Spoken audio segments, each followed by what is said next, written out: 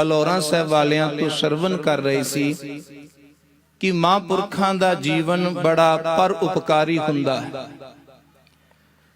ਮਹਾਂਪੁਰਖਾਂ ਦਾ ਜੀਵਨ ਜਿਸ ਵਿੱਚ ਇਖਲਾਕ ਬੜਾ ਉੱਚਾ ਤੇ ਸੁੱਚਾ ਹੁੰਦਾ ਹੈ।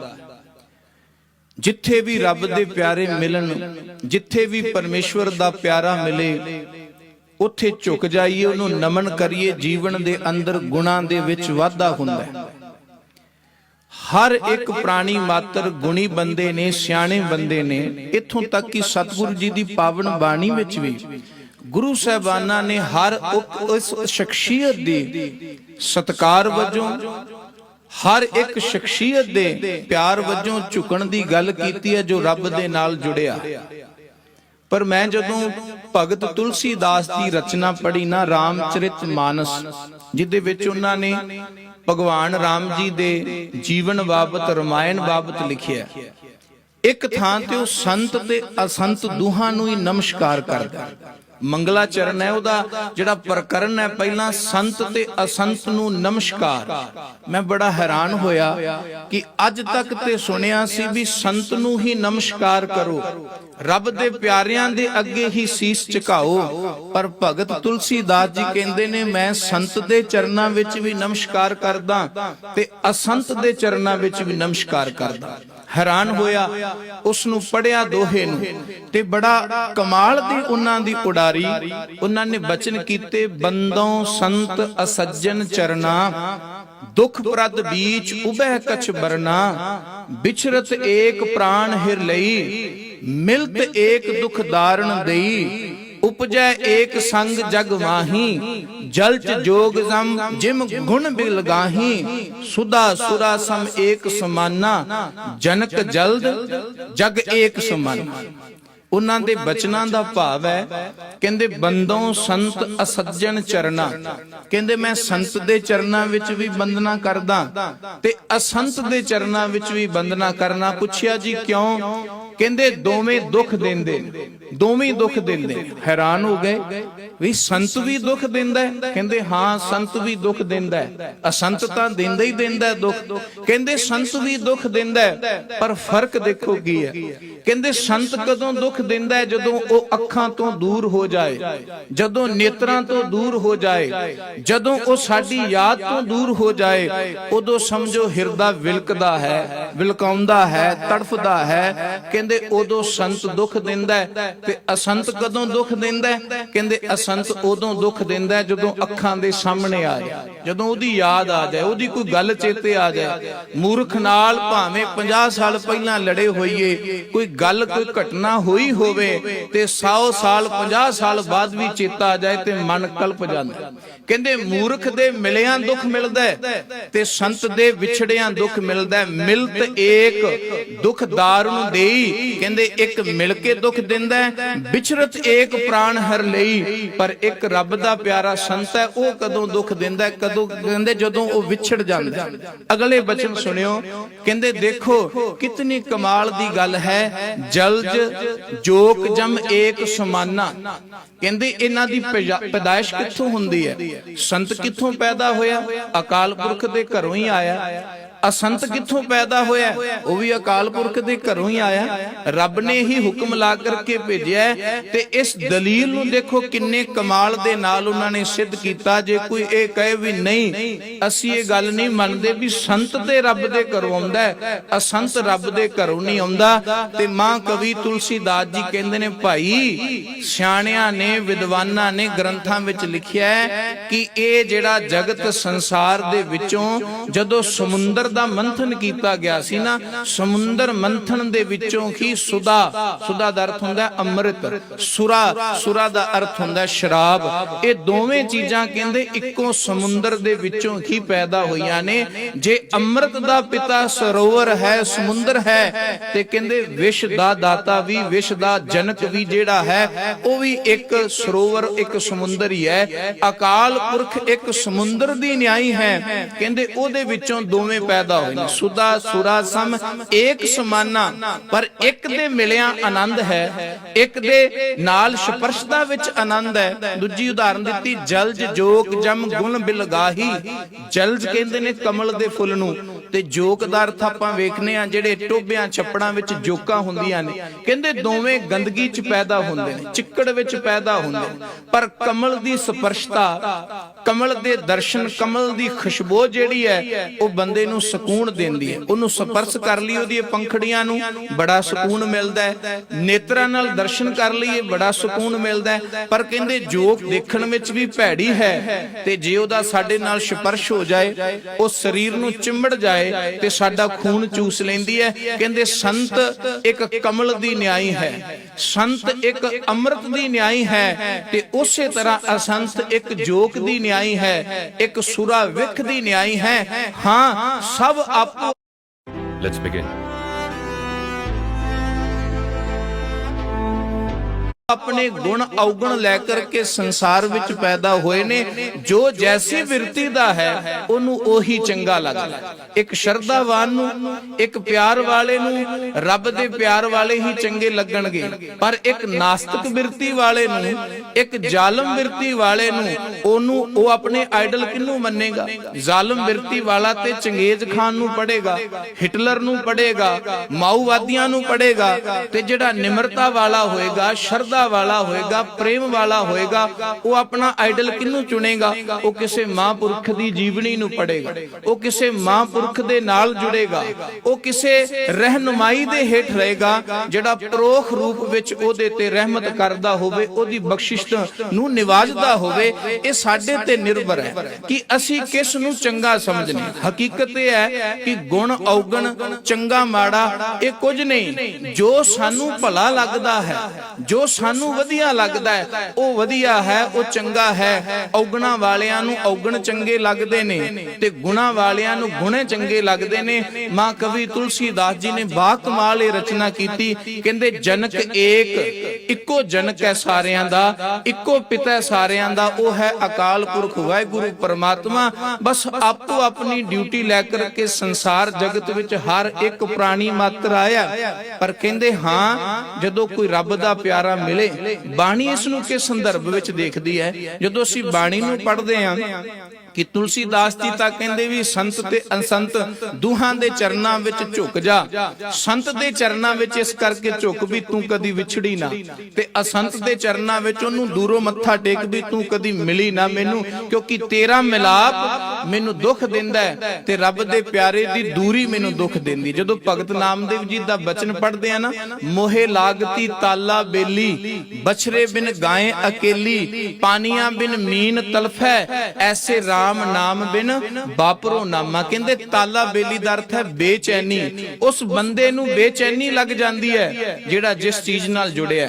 जे कोई साधु नाल जुड़िया, ओदे दर्शन ना करे 2 दिन, ओदे बचन ना सुने 2 दिन, ते ओनू बेचैनी लग जांदी है। ते जेड़ा असाधु नाल जुड़िया, वो अपने कुसंगत वाले बंदियां नू 2 दिन ना मिले, 4 दिन उन्हां दीयां गल्लां ना सुने, ओनू बेचैनी लग जांदी। बेचैनी दोहां तरफां विच है, ये चीज दोहां तरफां विच है। पर हकीकत है भी असी की लेना। गुरु साहब जी दी बाणी विच ते औगण हारे बंदियां तो भी गुण ग्रहण दी गल कीती है। भगत नामदेव जी दा बचन इन्ना कमाल दा है। वो कहंदे देखो मैं भी बेचैन हां किस बंदे वांगू जिस नू कामी पुरख नू कामनी प्यारी है। कहंदे ओदी बेचैनी नू, ओदी अंदर दी ताला बेली नू मैं कायल हां, ओदी ताला बेली दा। किते ओ बेचैनी, किते ओ गुण मैनू मिल जाए, पर मैं ओ किस तरफा वरतना है? मैं अपने प्यारे दे लई वरतना है, मैं अपने रब दे लई वरतना है। मैं अर्ज कर रहा सा कि भगत तुलसीदास ने तां इउं बयान कीता है, ते भगत कबीर जी पावन बाणी विच किवें बचन करदे ने, संत ते असंत नाल मिलन दी किवें गल करदे ने। क्योंकि मिलना ते संसार विच सानू दुआं नू पैना। कोई ऐसा बंदा नहीं जिहड़ा यतन करे भी मैनू कदी भी असंत ना मिले, मूर्ख ना मिले, अज्ञानी ना मिले जां ज्ञानी ना मिले।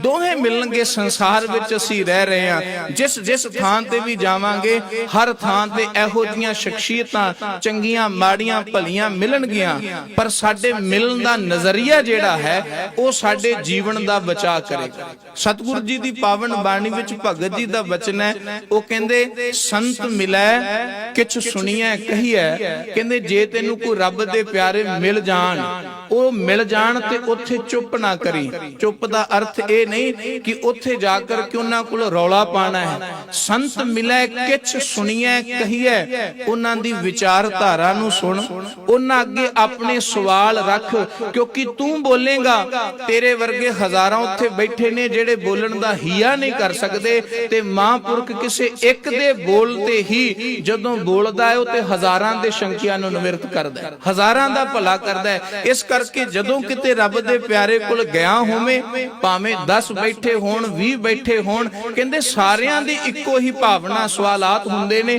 ਤੂੰ ਉਹਨਾਂ ਦੇ ਸਵਾਲ ਉਹਨਾਂ ਦੇ ਅੱਗੇ ਰੱਖ।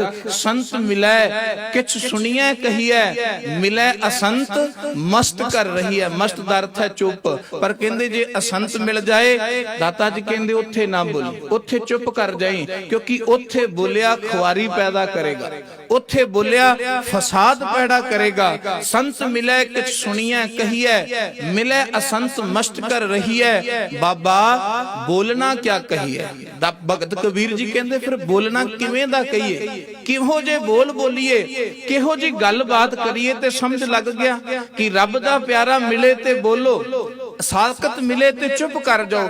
ਅਗਲਾ ਸਵਾਲ ਪੈਦਾ ਹੁੰਦਾ ਹੈ, ਜੇ ਰੱਬ ਦਾ ਪਿਆਰਾ ਮਿਲੇ ਤੇ ਕਿਹੋ ਜਿਹਾ ਬੋਲੀਏ ਉਹਦੇ ਨਾਲ, ਕਿ ਆਪਣੇ ਜੀਵਨ ਦੇ ਦੁੱਖ, ਆਪਣੇ ਜੀਵਨ ਦੀਆਂ ਚਤਰਾਈਆਂ ਸਿਆਣਪਾਂ, ਜਾਂ ਆਪਣੇ ਸੰਸਾਰੀ ਤਬਕੇ ਦੀ ਗੱਲ ਹੀ ਕਰਨੀ ਹੈ। ਪਰ ਬਾਬਾ ਜੀ ਕਹਿੰਦੇ ਨਹੀਂ, ਸੰਤ ਜਦੋਂ ਮਿਲਦਾ ਹੈ, ਬਾਬਾ ਬੋਲਣਾ ਕਿਆ ਕਹੀਏ, ਕੈਸਾ ਬੋਲਣਾ ਹੈ? ਜੈਸੇ ਰਾਮ ਨਾਮ ਰਬ ਰਹੀ ਹੈ। ਵੀ ਇਹੋ ਜਿਹਾ ਬੋਲੀ ਕਿ ਜਿਹਦੇ ਬੋਲਣ ਨਾਲ ਰੱਬ ਦੇ ਪਿਆਰਿਆਂ ਦੇ ਪਾਸੋਂ ਤੈਨੂੰ ਜੁਗਤ ਮਿਲ ਜਾਏ, ਸਮਝ ਆ ਜਾਏ ਕਿ ਰਾਮ ਦੇ ਨਾਮ ਦੇ ਨਾਲ ਰਵ ਰਹੀਏ ਦਾ ਅਰਥ ਹੈ ਤੇਰੀ ਸੁਰਤੀ ਕਿਵੇਂ ਲੱਗੇ, ਤੇਰਾ ਜੋੜ ਕਿਵੇਂ ਪੈਦਾ ਹੋਵੇ, ਤੇਰੀ ਬਣ ਕਿਵੇਂ ਆਵੇ।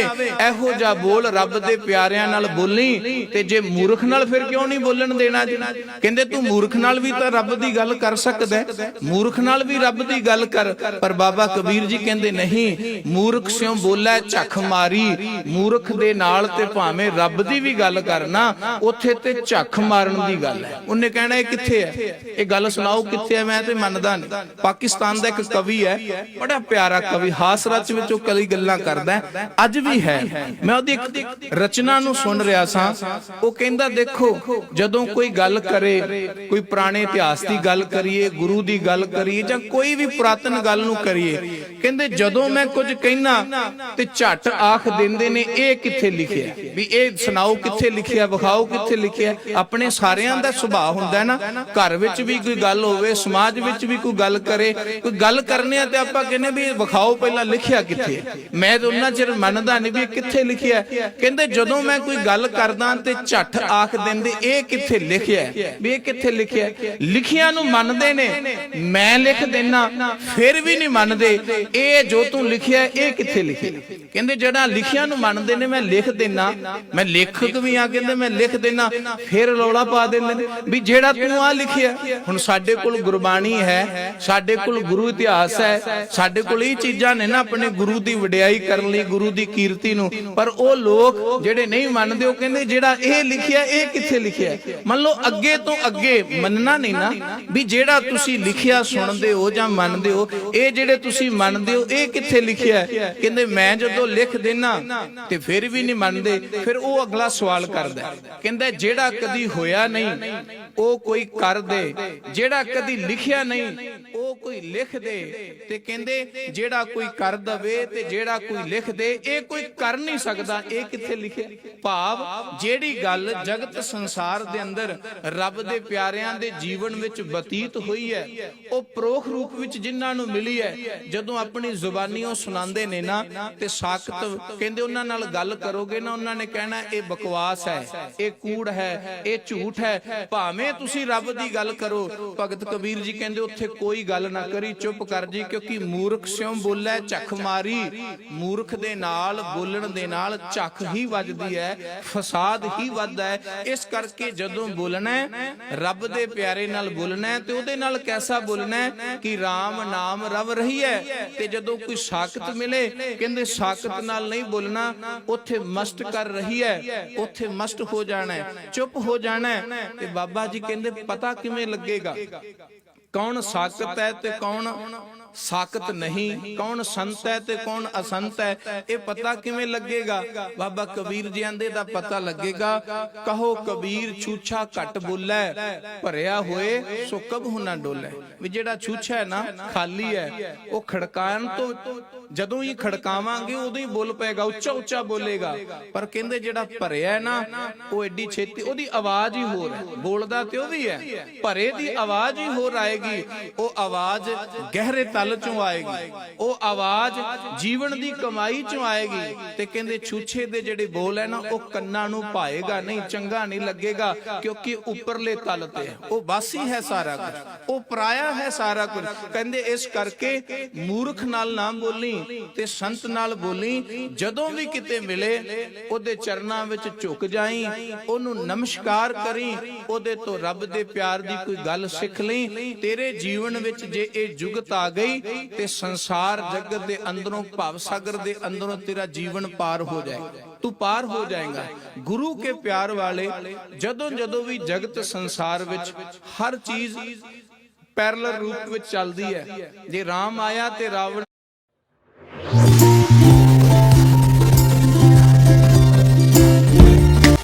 ਨਾਲ ਆਇਆ, ਜੇ ਕ੍ਰਿਸ਼ਨ ਆਇਆ ਤੇ ਕੰਸ ਨਾਲ ਆਇਆ, ਜੇ ਗੁਰੂ ਨਾਨਕ ਦੇਵ ਜੀ ਆਏ ਤੇ ਬਾਬਰ ਨਾਲ ਆਇਆ। ਇਹ ਸਾਰਾ ਕੁਝ ਚੱਲਦਾ। ਅੱਜ ਜੇ ਰੱਬ ਦੇ ਪਿਆਰੇ ਆਏ ਨੇ, ਪਰਮਾਤਮਾ ਦੇ ਪਿਆਰੇ ਆਏ ਨੇ, ਤੇ ਉਹਨਾਂ ਦੇ ਪੈਰਲਲ ਵੀ ਸਾਖਤ ਲੋਕ, ਮਨਮੁਖ ਲੋਕ ਹਨ। ਪਰ ਸਾਡੀ ਜ਼ਿੰਮੇਵਾਰੀ ਬਣਦੀ ਹੈ, ਸਾਡੀ ਚੇਤਨਤਾ ਬਣਦੀ ਹੈ ਵੀ ਅਸੀਂ ਕਿਸ ਪਾਸੇ ਝੁਕਾ ਰੱਖਣਾ ਹੈ, ਅਸੀਂ ਕਿਸ ਪਾਸੇ ਜਾਣਾ ਹੈ। ਅਸੀਂ ਗੁਰੂ ਨਾਨਕ ਦੇਵ ਸੱਚੇ ਪਾਤਸ਼ਾਹ ਜੀ ਦੇ ਵਾਰਸ ਬਣਨਾ ਹੈ ਕਿ ਅਸੀਂ ਬਾਬਰ ਦੇ ਵਾਰਸ ਬਣਨਾ ਹੈ। ਅਸੀਂ ਗੁਰੂ ਨਾਨਕ ਦੇਵ ਸੱਚੇ ਪਾਤਸ਼ਾਹ ਜੀ ਦੀ ਵਿਚਾਰਧਾਰਾ ਨੂੰ ਮੰਨਣਾ ਹੈ ਕਿ ਸਾਖਤਾਂ ਦੀ, ਚਾਰ ਵਾਕ ਵਾਲਿਆਂ ਦੀ ਵਿਚਾਰਧਾਰਾ ਨੂੰ ਮੰਨਣਾ। ਇਹ ਸਾਡੇ ਤੇ ਨਿਰਭਰ ਕਰਦਾ ਹੈ। ਪਰਮਾਤਮਾ ਨੇ ਵਿਵੇਕਤਾ ਸਾਨੂੰ ਬਖਸ਼ੀ ਹੈ ਤੇ ਰੋਜ਼ ਅਸੀਂ ਵਿਵੇਕਤਾ ਦਾ ਦਾਨ ਵੀ ਮੰਗਦੇ ਹਾਂ। ਜਦੋਂ ਗੁਰੂ ਸਾਹਿਬ ਜੀ ਦੇ ਅੱਗੇ ਅਰਦਾਸ ਕਰਦੇ ਹਾਂ, ਉਦੋਂ ਜਿੱਥੇ ਅਸੀਂ ਅੰਮ੍ਰਿਤਸਰ ਸਾਹਿਬ ਜੀ ਦੇ ਦਰਸ਼ਨਾਂ ਦੀ ਗੱਲ ਦਾਨ ਮੰਗਦੇ ਹਾਂ, ਇਸ਼ਨਾਨ ਦਾ ਦਾਨ ਮੰਗਦੇ ਹਾਂ, ਉੱਥੇ ਅਸੀਂ ਵਿਵੇਕ ਦਾ ਦਾਨ ਵੀ ਮੰਗਦੇ ਹਾਂ। ਵਿਵੇਕ ਦਾ ਅਰਥ ਹੈ ਵੀ ਮਾਲਕਾ ਚੰਗਾ ਮਾੜਾ ਤੂੰ ਦੋਵੇਂ ਸੰਸਾਰ ਵਿੱਚ ਪੈਦਾ ਕੀਤੇ ਨੇ, ਪਰ ਵਿਵੇਕ ਨਹੀਂ ਕਿ ਸਾਨੂੰ ਚੰਗੇ ਦੇ ਨਾਲ ਹੀ ਸਾਡਾ ਵਾਹ ਵਾਸਤਾ ਪਿਆਰੇ। ਐਸੀ ਮਤ ਨਾ ਸਾਡੀ ਹਿਰ ਲਏ ਕਿ ਅਸੀਂ ਅਵਿਵੇਕੀਆਂ ਦੇ ਨਾਲ, ਸਾਖਤਾਂ ਦੇ ਨਾਲ ਜੁੜ ਕੇ ਆਪਣੇ ਆਪ ਨੂੰ ਉੱਚੇ ਸੁੱਚੇ ਸਮਝੀ ਜਾਈਏ, ਭਲੇ ਸਮਝੀ ਜਾਈਏ। ਇਹ ਸਾਡੀ ਆਪਣੀ ਜ਼ਿੰਮੇਵਾਰੀ ਬਣਦੀ ਹੈ। ਤੇ ਇਹ ਜ਼ਿੰਮੇਵਾਰੀ ਕਦੋਂ ਨਿਭੇਗੀ? ਜਦੋਂ ਅਸੀਂ ਗੁਰੂ ਦੀ ਸੰਗਤ ਵਿੱਚ ਬੈਠ ਕਰਕੇ ਗੁਰੂ ਦੀ ਬਾਣੀ ਨੂੰ, ਗੁਰੂ ਦੀ ਵਿਚਾਰਧਾਰਾ ਨੂੰ ਸਰਵਣ ਕਰਾਂਗੇ। ਆਪ ਮੁਹਾਰੇ ਪਰਮਾਤਮਾ ਵੱਲੋਂ ਵਿਵੇਕਤਾ ਮਿਲ ਜਾਂਦੀ ਹੈ ਕਿ ਕਿਹੜਾ ਸਿਆਣਾ, ਕਿਹੜਾ ਰੱਬ ਦੀ ਗੱਲ ਕਰ ਰਿਹਾ ਹੈ ਤੇ ਕਿਹੜਾ ਸਿਰਫ ਤਾਂ ਸਿਰਫ ਦਿਮਾਗੀ ਘੋੜੇ ਦੌੜਾ ਰਿਹਾ ਹੈ। ਇਹ ਗੁਰੂ ਆਪ ਸੋਝੀ ਦੇ ਦਿੰਦੇ। ਸਤਿਗੁਰੂ ਜੀ ਕਿਰਪਾ ਕਰਨ। ਅਸੀਂ ਸਾਰੇ ਅੱਜ ਮਹਾਂਪੁਰਖਾਂ ਦੀ ਸਾਲਾਨਾ ਯਾਦ ਵਿੱਚ ਜੁੜ ਬੈਠੇ ਹਾਂ। ਗੁਰੂ ਕਿਰਪਾ ਕਰੇ ਸਾਡਾ ਇਹ ਜੀਵਨ ਵੀ ਇਸੇ ਤਰ੍ਹਾਂ ਰੱਬ ਦੇ ਨਾਮ ਵਾਲਿਆਂ ਦੇ ਨਾਲ ਰਹਿ ਕਰਕੇ ਨਿਭ ਜਾਏ, ਜੀਵਨ ਦੀ ਬਾਜੀ ਸਾਡੀ ਸਫਲ ਹੋ ਜਾਏ। ਇਤਨੀਆਂ ਬੇਨਤੀਆਂ ਪ੍ਰਵਾਨ ਕਰਨੀਆਂ। ਆਪ ਸੰਗਤ ਦਾ ਬਹੁਤ ਬਹੁਤ ਧੰਨਵਾਦ। ਧੰਨ ਧੰਨ ਸ੍ਰੀ ਗੁਰੂ ਗ੍ਰੰਥ ਸਾਹਿਬ ਮਹਾਰਾਜ ਸੱਚੇ ਪਾਤਸ਼ਾਹ ਜੀ ਦਾ ਕੋਟਾਨ ਕੋਟ ਸ਼ੁਕਰ ਹੈ, ਜਿਨ੍ਹਾਂ ਦੀ ਬਦੌਲਤ ਆਪ ਸੰਗਤ ਦੇ ਚਰਨ ਝਾੜਨ ਦਾ ਮੌਕਾ ਮਿਲਦਾ ਹੈ। ਅਤੀ ਸਤਿਕਾਰਯੋਗ ਸੰਤ ਬਾਬਾ ਗੁਰਵਿੰਦਰ ਸਿੰਘ ਜੀ, ਜਿਨ੍ਹਾਂ ਦਾਸ ਤੇ ਪ੍ਰੋਖ ਰੂਪ ਵਿੱਚ ਬੜੀਆਂ ਰਹਿਮਤਾਂ ਕੀਤੀਆਂ, ਉਹਨਾਂ ਦੀ ਬਦੌਲਤ ਹੀ ਆਪ ਸੰਗਤ ਦੇ ਝੋੜੇ ਝਾੜਨ ਦੇ ਯੋਗ ਬਣੇ ਹਾਂ। ਉਹਨਾਂ ਦਾ ਤਹਿ ਦਿਲੋਂ ਧੰਨਵਾਦ। ਅਤੀ ਸਤਿਕਾਰਯੋਗ ਸੰਤ ਮਹੇਸ਼ ਮੁਨੀ ਜੀ ਦਾ ਬਹੁਤ ਬਹੁਤ ਧੰਨਵਾਦ। ਸਤਿਕਾਰਯੋਗ ਜਥੇਦਾਰ ਬਾਬਾ ਕੁਲਦੀਪ ਸਿੰਘ ਜੀ ਜੋ ਸਟੇਜ ਦੀ ਸੇਵਾ ਨਿਭਾ ਰਹੇ ਨੇ, ਉਹਨਾਂ ਦਾ ਧੰਨਵਾਦ। ਆਪ ਸਮੂਹ ਸੰਗਤ ਦਾ ਧੰਨਵਾਦ ਜੀ। ਗਲਤੀਆਂ ਭੁੱਲਾਂ ਨੂੰ ਨਾ ਚਿਤਾਰਦੇ। ਫਤਿਹ ਦੀ ਸਾਂਝ ਕਰੋ, ਪਿਆਰ ਸਹਿਤ ਆਖੋ ਜੀ ਵਾਹਿਗੁਰੂ ਜੀ ਕਾ ਖਾਲਸਾ, ਵਾਹਿਗੁਰੂ ਜੀ ਕੀ ਫਤਿਹ।